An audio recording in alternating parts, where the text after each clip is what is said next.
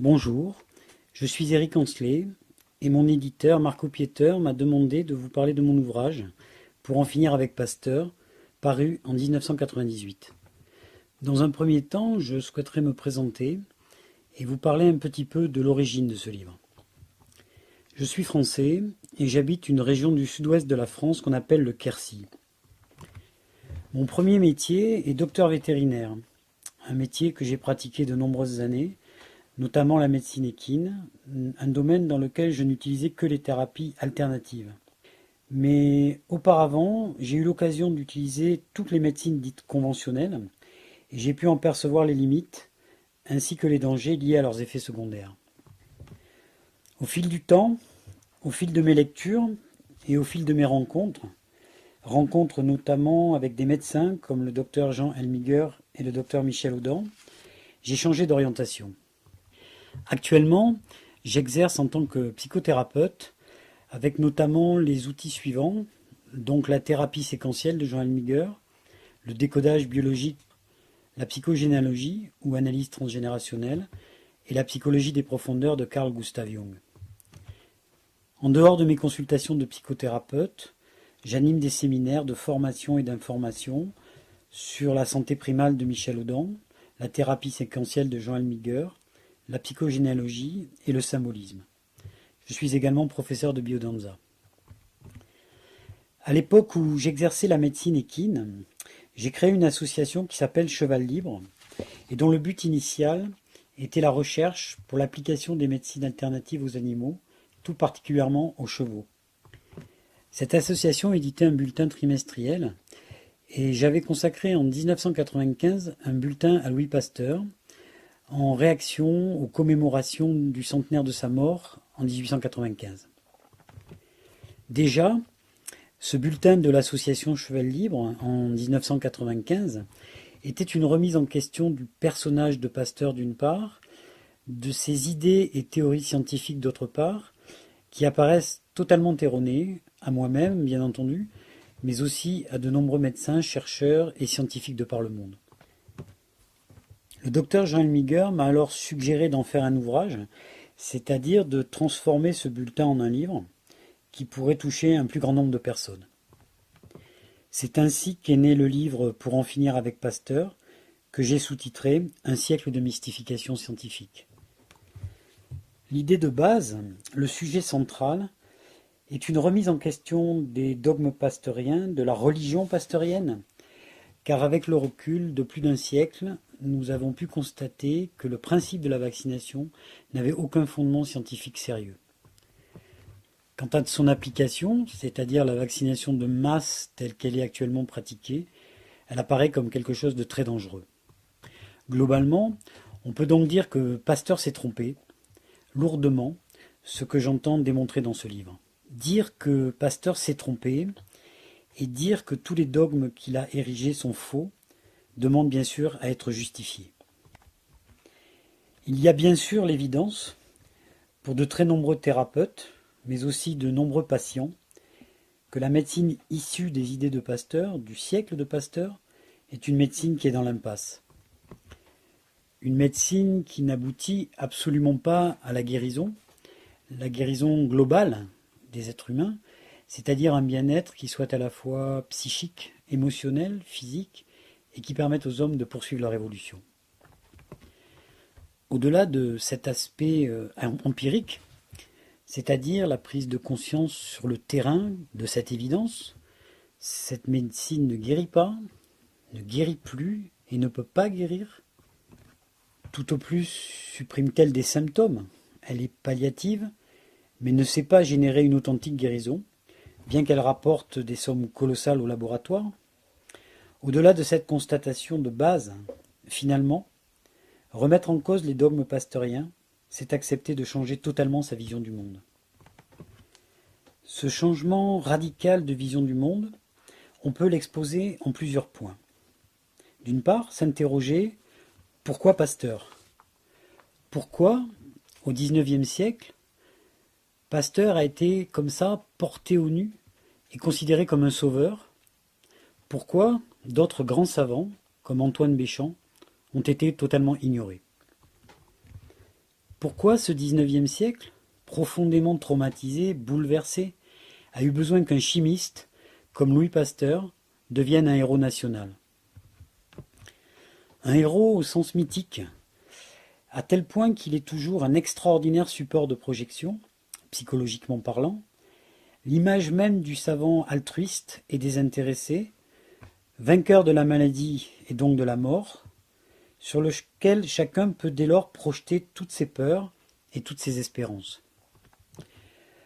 Au-delà de cette présentation de l'homme Pasteur dans ce XIXe siècle, riche en bouleversements politiques, économiques et sociaux, bien sûr, il fallait présenter le microbe, et tout particulièrement le virus, d'une manière différente, sous un autre angle.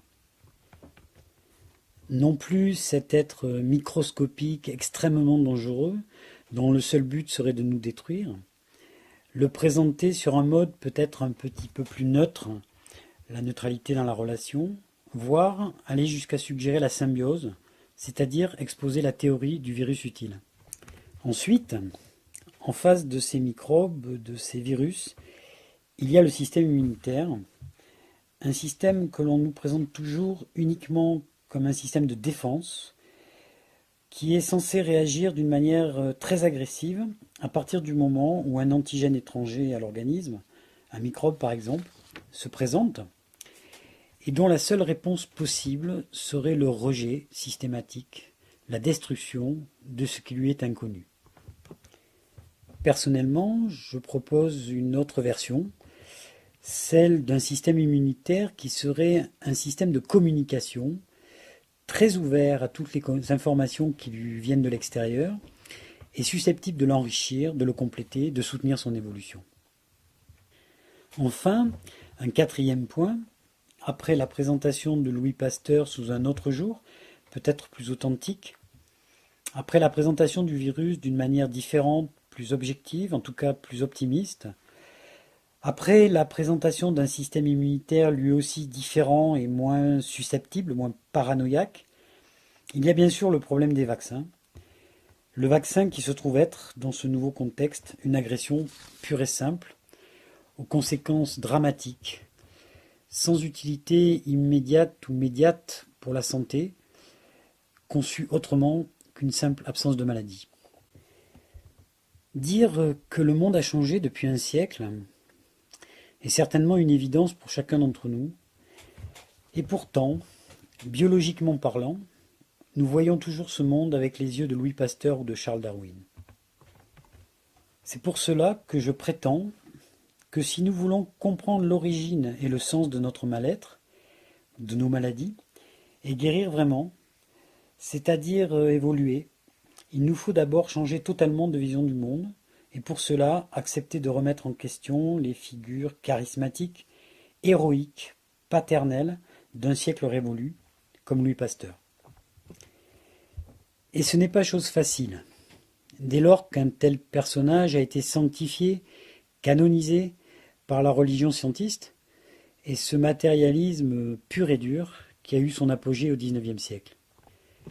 Dès lors, dans ce but, pour parvenir à ce but, j'ai essayé dans ce livre de situer Louis Pasteur dans le décor de ce XIXe siècle qui le vit naître, dans lequel il a fait carrière et dans lequel il est mort. Je me suis donc penché sur l'histoire de l'homme Pasteur, j'ai lu des biographies, d'une part des biographies officielles, écrites par des disciples, des hagiographes, pour lesquels Pasteur reste et restera un maître vénéré, un père, un héros, en tout cas un très grand savant.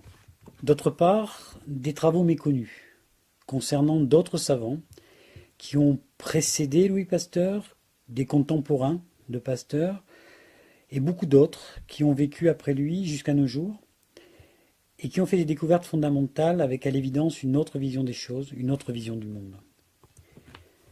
Tant il est vrai que chacun voit le monde à travers le filtre de son propre monde intérieur, le filtre de ses attentes, le filtre de ses peurs.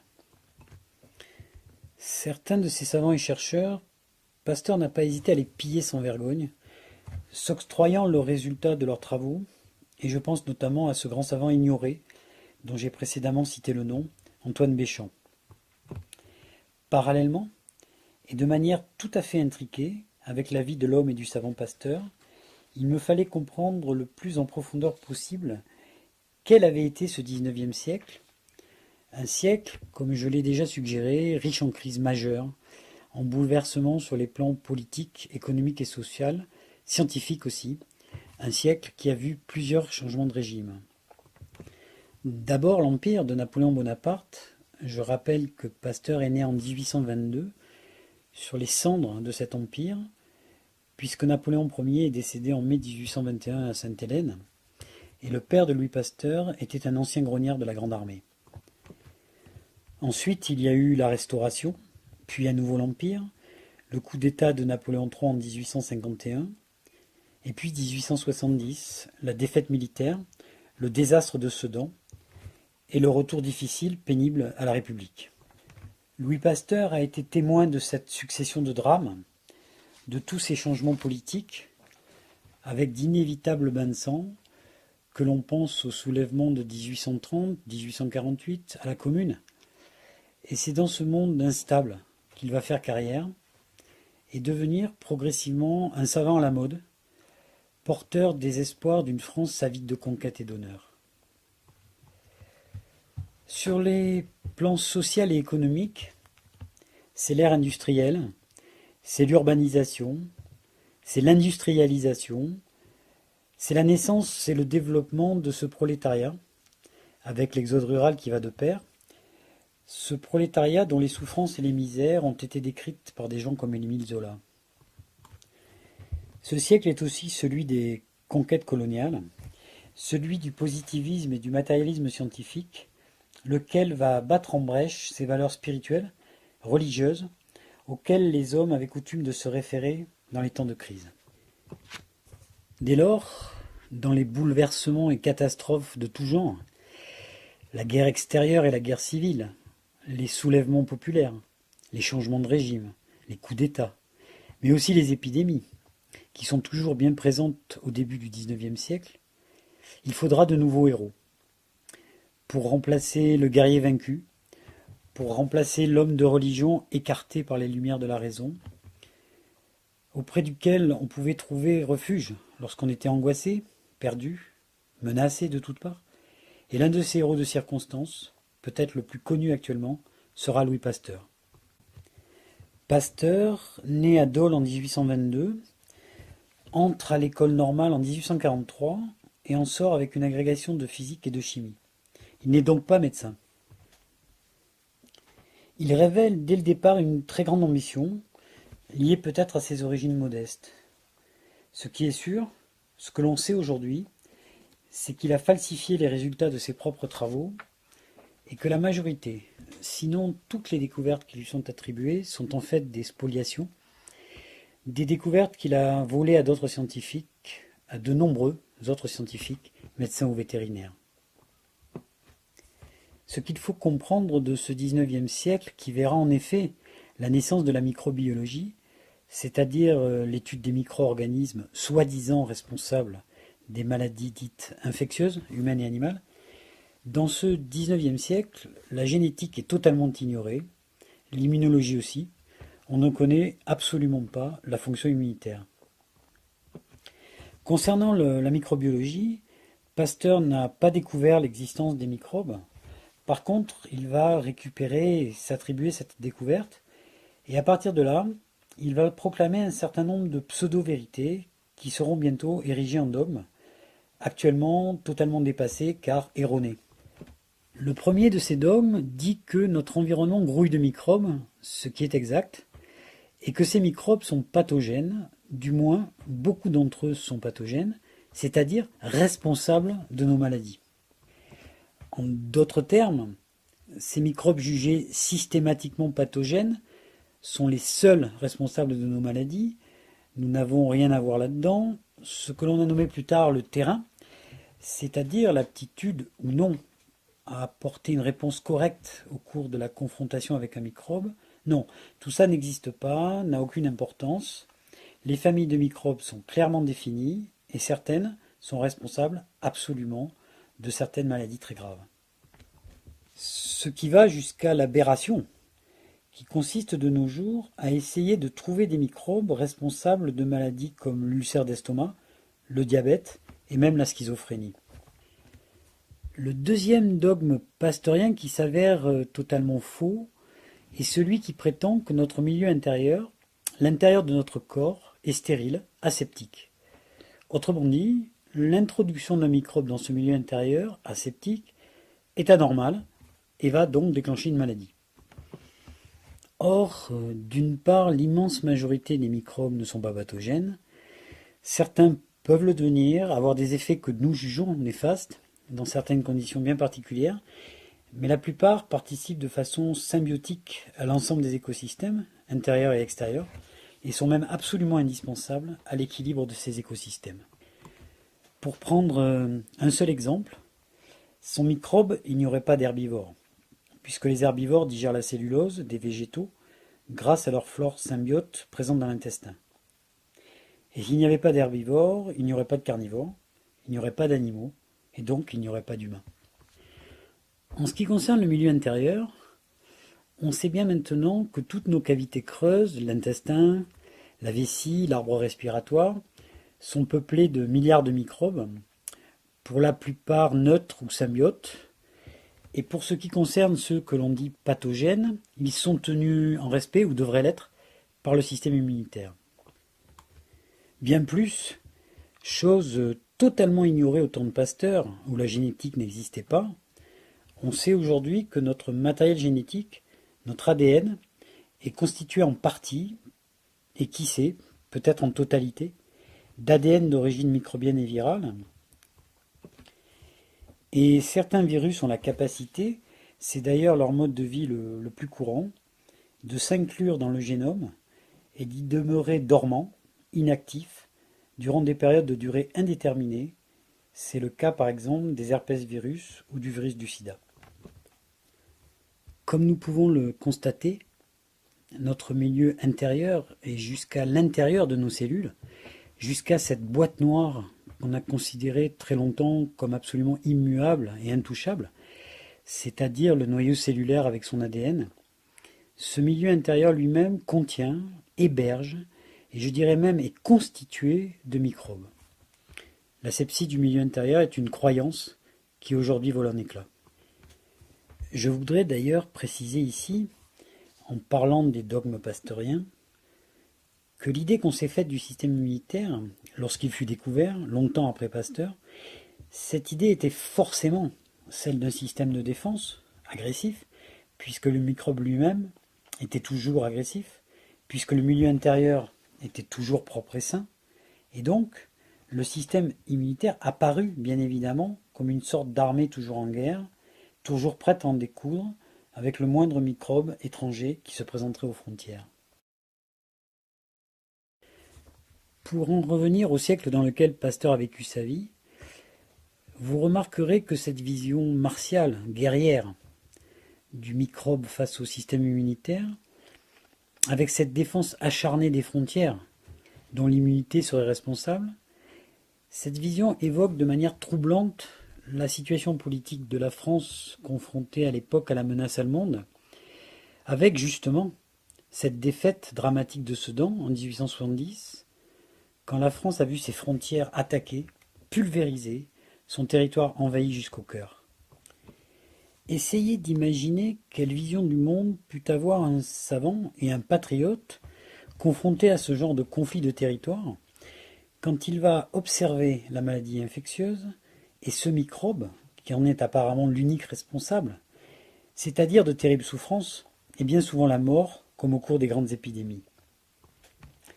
Ce que je voulais faire saisir ici, c'est l'analogie troublante entre d'une part le pays confronté à des attaques frontalières, à des pertes de territoire, suite à une défaite militaire qui est aussi une défaite nationale, d'autre part, la description qu'on va faire de la relation avec le monde microbien, et notamment cette relation tendue, excessivement conflictuelle, entre le microbe et le système immunitaire.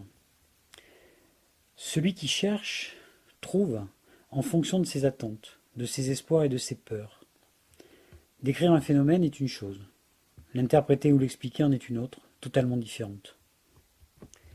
S'il était acceptable, en effet, au XIXe siècle, de considérer la relation entre le monde microbien et l'organisme de cette manière simpliste, les connaissances que nous avons aujourd'hui en microbiologie et en immunologie, et le recul aussi que nous avons après 100 ans de dogmes pasteuriens et de vaccination, tout ceci ne nous permet absolument plus de conserver une vision du monde aussi puérile. Ne serait-ce que de constater que cette manière de voir les choses n'a amené aucune amélioration notable dans l'état de santé global des populations. Les maladies ont simplement évolué, et la plupart du temps vers plus de gravité. Les maladies aujourd'hui les plus graves ne sont pas des maladies microbiennes épidémiques, mais des maladies individuelles non microbiennes. Nous avons aujourd'hui suffisamment de connaissances pour comprendre que le microbe n'est pas le responsable de nos maux et que l'origine et le sens de nos souffrances doivent être trouvés ailleurs, peut-être justement dans notre vision erronée du monde. Bien plus, et j'en parlerai tout à l'heure, le microbe peut être considéré aujourd'hui comme participant aux phases de réparation, de guérison, d'évolution, lorsque nous réagissons à certains conflits particuliers. Pour en revenir à Pasteur et son troisième dogme, c'est celui de la contagion.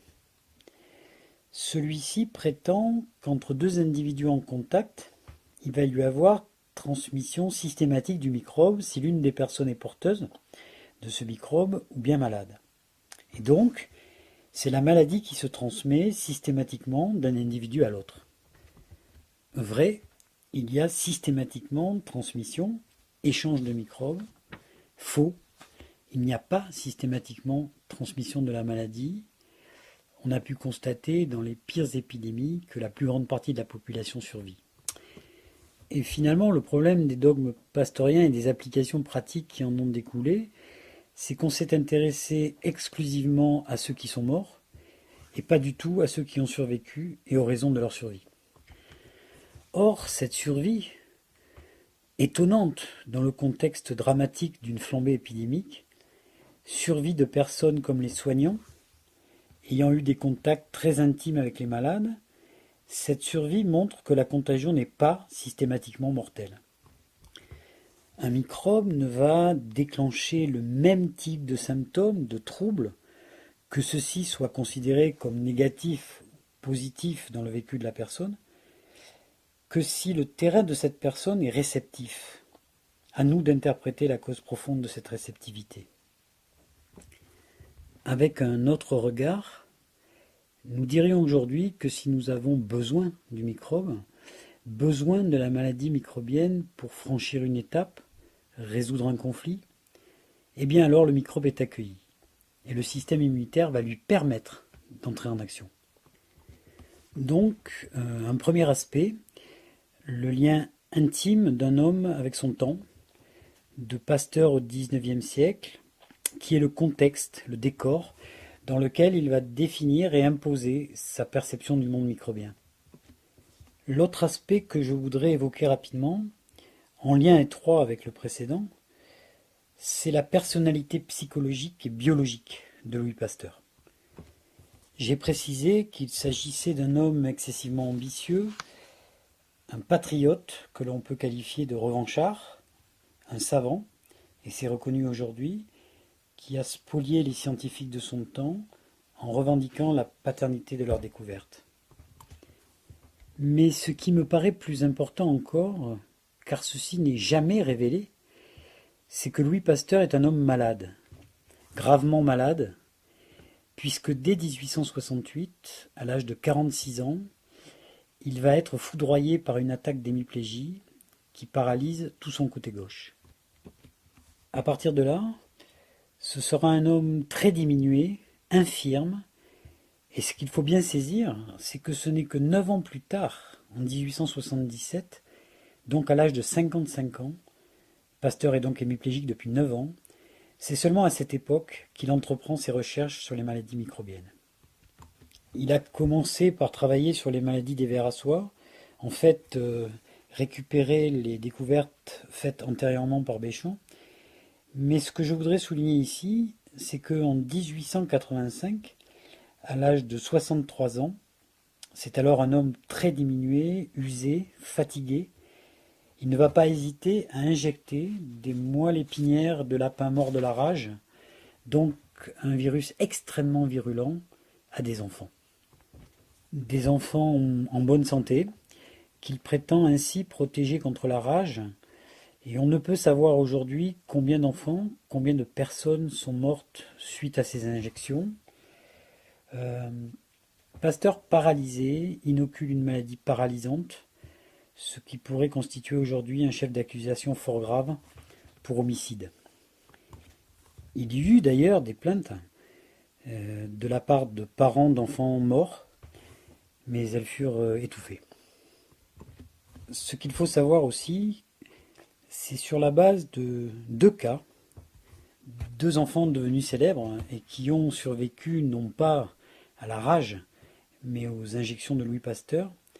C'est sur la base de deux expériences, donc sans aucun fondement scientifique sérieux, que Louis Pasteur va créer la première multinationale de l'histoire pour fabriquer ses vaccins et promouvoir la vaccination généralisée contre la rage et très vite contre d'autres maladies. Il est évident que tous ces faits historiques, je rappelle donc qu'il y a eu des inculpations à l'époque, mais Pasteur est alors un homme protégé des puissants. Ces faits donc sont restés occultés très longtemps, et ils le sont encore en grande partie du fait qu'entre-temps, Pasteur est devenu le logo d'un très puissant lobby financier, qui est le lobby vaccinaliste, et qui rapporte des fortunes colossales.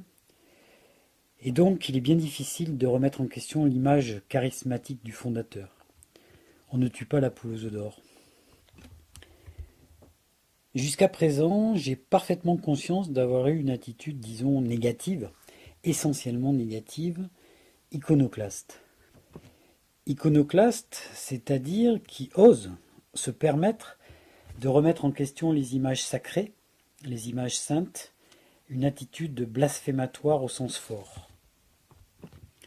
Car c'est bien à une iconolatrie que nous avons affaire, qui s'explique en grande partie par le fait que Pasteur représente l'image de marque d'un groupe financier puissant et donc intouchable. Et même si l'on peut comprendre pourquoi et comment un lobby comme celui des vaccinateurs maintient l'omerta sur la vérité historique et scientifique, sur la vie et l'œuvre de Pasteur, il n'en reste pas moins que les détracteurs et les iconoclastes ont à se justifier de leur attitude. Cette attitude, la mienne, n'est certes pas liée à de quelconques intérêts financiers, contrairement à celle des promoteurs de la vaccination à outrance. Toutefois, il est toujours délicat de déconstruire un bel édifice sans se justifier, et surtout sans promesse d'une reconstruction. La remise en question des concepts de Pasteur et des applications pratiques qui en ont découlé, depuis plus de 100 ans, se justifie car ni les uns ni les autres n'ont amené les résultats escomptés. Il y a toujours des maladies infectieuses contre lesquelles nous avons de moins en moins de réponses, en termes de réponses classiques, avec par exemple le problème dramatique des résistances en antibiothérapie, et le fait qu'on n'arrive plus à concevoir des vaccins contre des maladies très actuelles et très graves, comme les hépatites virales et le sida. D'autre part, les pathologies ont évolué vers des maladies non microbiennes, comme tous les troubles psychiques, la dépression par exemple, toutes les formes de cancer en pleine extension, tous les dysfonctionnements, les maladies auto-immunes, les maladies endocriniennes. Toutes ces maladies ne sont pas microbiennes. Par contre, nous pouvons en trouver l'origine dans nos modes de vie, la manière dont nous avons conçu nos vies et notre relation au monde, et notamment, ces maladies pourraient découler en grande partie de la survaccination. Donc, un premier constat, ça ne marche pas. Les théories de Pasteur qui se sont concrétisées dans la vaccinologie moderne, on vaccine à tour de bras des enfants de plus en plus jeunes contre un nombre toujours plus grand de maladies. Et pourtant, on peut considérer que nous sommes pour le moins aussi malades qu'au siècle de Pasteur, même si les maladies sont différentes. Et là où les épidémies ont reculé, nous devons considérer que ce recul n'est pas lié au vaccin, mais plutôt à l'hygiène, à une meilleure alimentation, à la disparition des conflits collectifs, donc à une certaine stabilité sociale, une certaine sécurité qui a fait régresser l'incidence des maladies infectieuses. Je veux parler ici des maladies infectieuses classiques, car en ce qui concerne celles que nous redoutons le plus aujourd'hui dans les sociétés modernes, les plus graves, celles dont l'incidence est la plus dramatique, eh bien ce ne sont pas des maladies à contagion directe, elles ne sont pas épidémiques, elles se transmettent par le sang ou par voie sexuelle. On parle donc de maladies sexuellement transmissibles. Donc, si ça ne marche pas, c'est que vraisemblablement, nous avons eu une perception erronée de notre relation au monde, de notre relation avec le monde extérieur, avec la nature, avec le monde animal, et tout particulièrement avec le monde microbien. Un premier point consistera à redéfinir correctement cette relation, à la lumière bien évidemment des découvertes de l'immunologie moderne, une discipline qui, je le rappelle, n'existait pas au temps de Pasteur. Ensuite, bien évidemment, de manière corrélative, il nous faudra réviser notre perception, notre interprétation du système immunitaire, qui appartient en fait à un ensemble constitué par le système nerveux, le système endocrinien, le système immunitaire et le système bactérien, quadruple système régulateur, dont la vocation est de nous permettre la meilleure adaptation possible lors des confrontations avec le monde extérieur. Dans cette réévaluation de notre vision du monde, il nous faudra décider si oui ou non le système immunitaire est systématiquement agressif, destructeur envers les micro-organismes, comme le prétend l'immunologie classique. Troisième aspect, ce serait de passer en revue toutes nos connaissances actuelles concernant l'efficacité des vaccins, concernant leurs effets secondaires à court terme, et surtout à moyen et long terme, puisque nous avons aujourd'hui le recul nécessaire à cette estimation. Enfin, quatrième point, considérer ces nouvelles théories qui ont émergé récemment et qui nous disent qu'à chacune de nos maladies correspond un conflit plus de nature psycho-émotionnelle, une difficulté existentielle, une souffrance adaptative et évolutive, auquel nous apportons éventuellement une réponse en tombant malade. Et dans le cours de ces maladies, qui seraient liées donc à des situations psychologiques et affectives pénibles, le microbe n'interviendrait pas forcément comme un ennemi qui profiterait de la situation, mais comme un allié, dans un processus de nettoyage, de restauration, d'adaptation, voire même de reprogrammation de notre patrimoine génétique, dans le but d'apporter une réponse nouvelle dans une situation nouvelle. C'est bien évidemment en approfondissant ces 4 points, c'est-à-dire 1. Revoir quelles peuvent être la nature et les fonctions des microbes, 2. Revoir quelles peuvent être la nature et les fonctions du système immunitaire, 3. Voir si notre expérience de plus d'un siècle n'a pas montré que la survaccination est une véritable catastrophe écologique qui a amené une dégradation profonde du milieu intérieur, et notamment du système immunitaire, une dégradation qui serait à l'origine de beaucoup de nos problèmes actuels, de notre déficience à répondre correctement aux questions qui nous sont posées par l'environnement. Enfin, dernier point, étudier à fond ces nouvelles théories, celles évoquées tout à l'heure, c'est-à-dire la mise en relation d'une maladie bien précise avec un conflit bien précis, mais aussi l'approche transgénérationnelle, la psychogénéalogie, qui est tout à fait passionnante, très riche sur le plan thérapeutique, et qui nous dit que nos difficultés, nos maladies actuelles peuvent être la conséquence de situations ayant précédé notre naissance et dont nous payons les pots cassés aujourd'hui. Bien entendu, je n'ai absolument pas la possibilité ici de développer à fond chacun de ces points. Une bonne partie de ces développements a déjà été faite dans le livre Pour en finir avec Pasteur. Une autre partie découle des recherches que j'ai poursuivies et de ma pratique depuis la sortie de ce livre. Je voudrais simplement aborder ici quelques aspects bien précis et concernant les microbes, exposer certains points particuliers de la biologie des virus. Bien sûr, pour la majorité d'entre nous, Le virus est un être un petit peu mystérieux, à la limite du vivant d'ailleurs, puisqu'il n'a pas de métabolisme et qu'il se reproduit en se dupliquant à l'intérieur d'une cellule. Et on a l'habitude de le considérer comme quelque chose de dangereux de toute façon, déclencheur de maladies insensées, de maladies dénuées de sens. Il suffirait de rencontrer un virus pour tomber malade. Et je voudrais montrer que cette vision est à l'évidence erronée. Avant tout, quand on observe un virus, on s'aperçoit qu'il se présente comme une information, avec une capsule protéique qui est l'enveloppe qui protège l'information, et à l'intérieur de cette enveloppe, l'information elle-même, sous la forme d'un petit brin d'ADN ou d'ARN. Ce qui est particulièrement étonnant et troublant, c'est l'analogie de ces virus, qui sont en quelque sorte des nomades, des informations qui circulent, analogie donc avec les gènes qui constituent nos chromosomes, c'est-à-dire les supports d'informations présents dans chacune de nos 10 000 milliards de cellules, et grâce auxquels nous synthétisons les protéines qui font fonctionner notre métabolisme. Cette analogie suppose des échanges, le virus susceptible de devenir gène, le gène susceptible de devenir virus, et c'est effectivement ce que l'on constate. Nous sommes en contact avec des microbes, et notamment avec des virus, absolument à chaque seconde, aux interfaces entre le monde extérieur et le monde intérieur, c'est-à-dire au niveau des muqueuses, et force nous est de constater que nous ne tombons pas systématiquement malades, même lorsque nous sommes confrontés à certaines épidémies saisonnières du type grippe, auquel cas une bonne partie de la population s'en sort toujours très bien.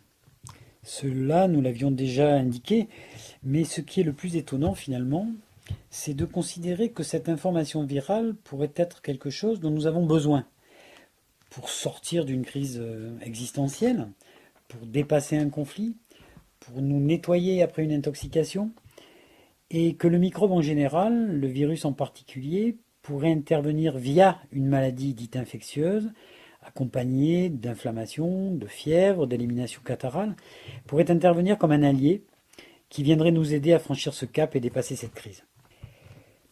Cette aide pourrait consister notamment dans le fait qu'un virus, les virus ayant une capacité évolutive extraordinaire par le biais des mutations, pourrait amener un nouvel ADN, le virus pourrait amener un nouvel ADN ou un nouvel ARN, donc une nouvelle information génétique que nous ne possédons pas dans notre génome et qui nous permettrait d'aller de l'avant, d'évoluer.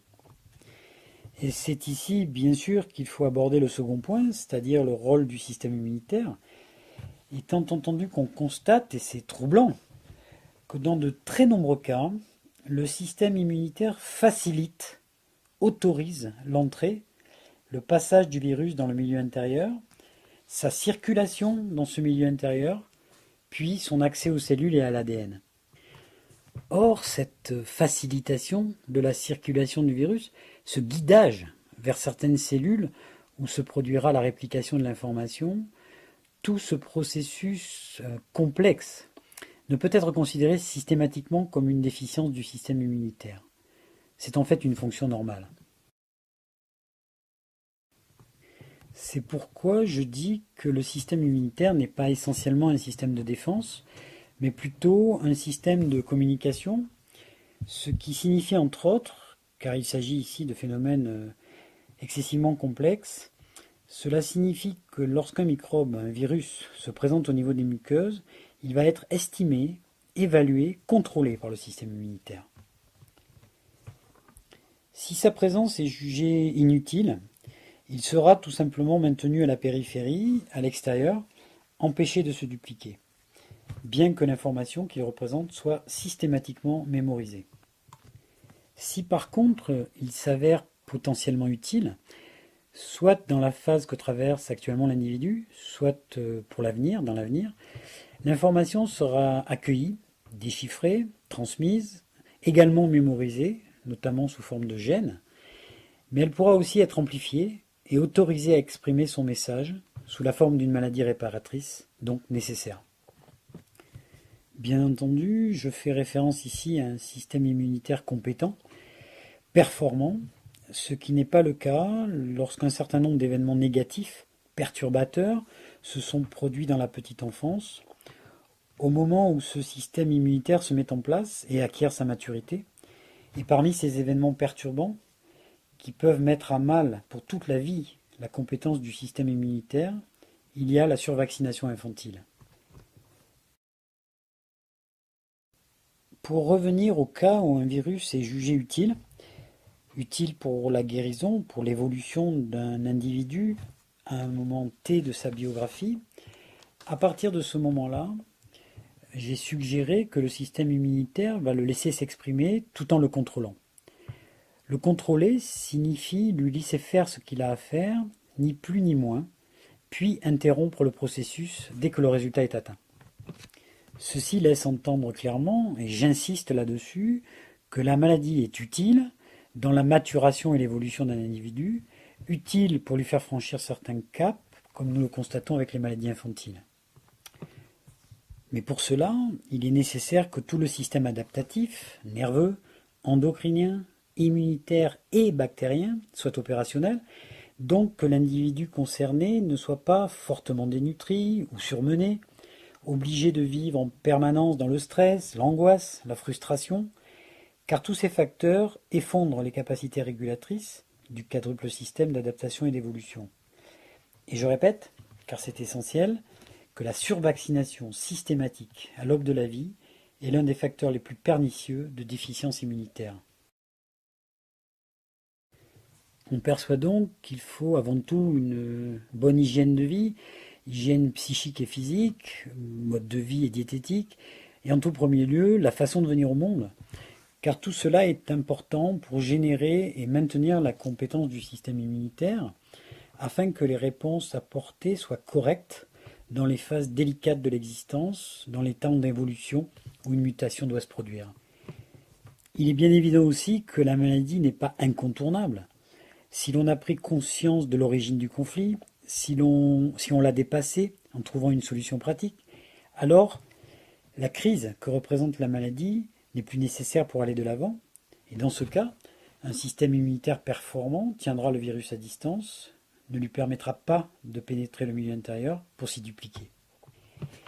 Il apparaît donc que la maladie, sous toutes ses formes, nous permet d'exprimer, de dire une souffrance existentielle. Et cette relation, ce lien entre la maladie et le conflit commence à être bien compris. C'est ce que l'on appelle décodage biologique, lequel nous permet de donner un sens à nos expériences douloureuses et donc de les écourter, d'en atténuer l'expression somatique et même de les éviter. Et pourtant, en face de ces avancées extraordinaires de la conscience humaine, perdure la vision paranoïaque de Louis Pasteur, une vision qui fait de tout contact avec ce qui nous entoure un danger, comme si ce monde était peuplé d'ennemis toujours prêts à nous attaquer pour nous détruire, ce qui induit des comportements sécuritaires obsessionnels qui interdisent ou limitent fortement toute communication avec l'extérieur. Des comportements obsessionnels collectifs dont nous avons beaucoup de mal à percevoir les effets pervers, comme la création de maladies chroniques, gravissimes, car malheureusement irréversibles. Et parmi ces comportements sécuritaires, il y a bien sûr, au premier chef, cette aberration biologique issue d'une profonde méprise sur ce qu'est la vie et que l'on nomme vaccination. Pour ne citer que l'un des aspects aberrants de l'acte vaccinal, cette évidence qu'un enfant nouveau-né, puis dans ses premières années de vie, est totalement immature, et cette immaturité que nous pouvons constater dans son corps physique existe aussi bien sûr dans son système nerveux, dans son système endocrinien et dans son système immunitaire. Que se passe-t-il si on injecte une information truquée, très complexe, incompréhensible, puisque les soi-disant responsables des maladies ont été trafiqués, mélangés avec des adjuvants toxiques, et que l'injection se fait directement dans le milieu intérieur, sans être passée par le filtre des muqueuses, eh bien le système immunitaire de l'enfant, incompétent et confronté à une information impossible à décoder, va réagir de façon anarchique, catastrophique, ce qui est à l'origine de troubles multiples que l'on nomme allergie, maladie auto-immune et cancérisation. Voici à présent un exemple qui permet de concilier les deux aspects de la maladie exposés ici, c'est-à-dire, premièrement, la maladie comme traduction d'une souffrance psycho-émotionnelle vécue dans la solitude et inexprimée, non dite. Deux, la maladie, conséquence d'erreurs collectives comme la vaccination de masse. Imaginons quelqu'un n'ayant subi aucune agression majeure durant sa petite enfance, un enfant désiré, attendu, puis allaité, et surtout préservé de l'agression vaccinale. Cette personne se trouve un jour confrontée à une situation conflictuelle, par exemple un divorce, un deuil ou un licenciement. Comme ces systèmes de régulation et d'adaptation fonctionnent bien, il va réagir, trouver une solution, conserver sa confiance en lui, réorienter sa vie, et il n'aura pas besoin de tomber malade pour franchir ce cap existentiel, ou alors ce sera une maladie bénigne, car son système immunitaire contrôlera parfaitement la situation, c'est-à-dire le travail microbien de réparation. Maintenant, imaginons un individu malheureusement plus représentatif de nos sociétés modernes industrialisées, né dans un lieu hyper médicalisé, sous anesthésie, non allaité, survacciné toute sa petite enfance. Cette personne, confrontée au même type de situation conflictuelle à l'âge adulte, ne va pas réagir de la même manière, car il n'a pas la possibilité d'apporter une réponse correcte aux problèmes posés, et les troubles qui vont apparaître, la maladie qui va se déclencher, seront d'emblée beaucoup plus graves. Alors, si tout ceci s'avère exact, si toutes ces connaissances accumulées au fil du temps rendent en effet caducs tous les dogmes pastoriens, alors pourquoi? Pourquoi continuons-nous à vacciner nos enfants? Là, les réponses sont un petit peu délicates et même difficiles à admettre, bien que pour moi évidentes. Rappelons une fois encore que les intérêts financiers en jeu sont considérables, un marché bien supérieur à celui des armes ou à celui de la drogue. La maladie est infiniment plus lucrative, pour certains, que la santé. Et le principe vaccinal, qui évite de se poser les vraies questions sur l'origine et le sens de la maladie, rapporte des fortunes colossales du fait de sa mondialisation.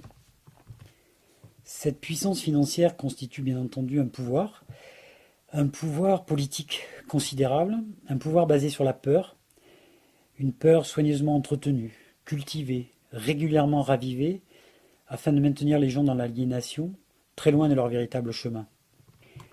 Et je pense qu'il est grand temps, aujourd'hui, d'ouvrir les yeux pour essayer de voir le monde autrement, apporter des réponses plus justes aux questions qui nous sont posées à propos de notre devenir, guérir vraiment, en contactant ces peurs au fond de nous, en acceptant de les affronter, et se rendre compte que la vaccination fait partie de ces illusions infantiles auxquelles il est urgent de renoncer. En conclusion, je souhaiterais dire qu'il n'est pas évident d'aborder des sujets aussi vastes, aussi complexes, aussi importants pour l'avenir de l'humanité en moins d'une heure. Néanmoins, si ces quelques paroles vous ont donné envie de lire ce livre, mais aussi d'ouvrir les yeux et le cœur, d'aller voir ailleurs, de vous renseigner, de chercher à contacter une information qui certes est plus difficile d'accès, car bien sûr elle est occultée. Elle n'apparaît pas dans la vitrine des maisons de la presse ou dans les librairies au rayon des best-sellers. Toutefois, cette information existe. Et je pense qu'il est essentiel que chaque individu adulte, responsable de sa vie, responsable de la vie de ses enfants, et bien entendu en premier lieu les thérapeutes, acceptent de sortir de l'ornière des mensonges officiels. Au fil du temps, ces données dérangeantes, déroutantes, apparaissent comme des évidences. Une fois intégrées et assimilées, elles révèlent leur cohérence et deviennent des certitudes intérieures. En ce qui me concerne, je vais à présent vous souhaiter bonne route, bonne chance dans votre quête de vérité, et vous remercier pour l'attention que vous avez apportée à cette petite conférence.